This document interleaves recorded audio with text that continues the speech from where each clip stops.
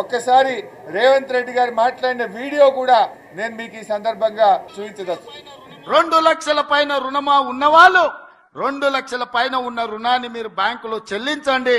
మీరు చెల్లించిన మరుక్షణం ఆ 2 లక్షల రూపాయలను కూడా మీ ఖాతాలో వేసే బాధ్యత మా ప్రభుత్వం తీసుకుంటుందని చెప్పి నేను ఆ రైతాంగానికి తెలియజేస్తున్నా. ఏమన్నారు రేవంత్ రెడ్డి గారు?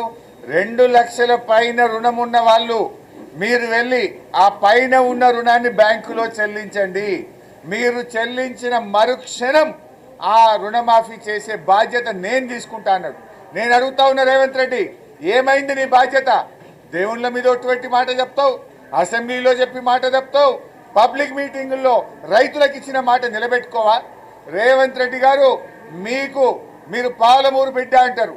పాలమూరు బిడ్డవైతే, నీకు పౌరుషం ఉంటే, నిజాయితీ ఉంటే, మాట మీద నిలబడే వ్యక్తివైతే నువ్వు వెంటనే నీ మంత్రి గారి అసెంబ్లీలో రుణమాఫీ అయిపోయింది అన్నాడు. దాన్ని ఖండించు. ఇచ్చిన మాట ప్రకారంగా నువ్వు 2 లక్షల పైన ఉన్న వాళ్లకు 2 లక్షల లోపల ఉన్న వాళ్లకు అసెంబ్లీలో బడ్జెట్లో చెప్పిన దాని ప్రకారంగా 31,000 కోట్లు రుణమాఫీ చేయాలి అని నేను రేవంత్ రెడ్డి డిమాండ్ చేస్తున్నా. రేవంత్ రెడ్డి, నువ్వు దేవుళ్ళ మీద పట్టుబెట్టినావు. దేవుడి శాపం జరుగుతుంది, పాపం జరుగుతుంది. దేవుడు వదిలిపెట్టడు.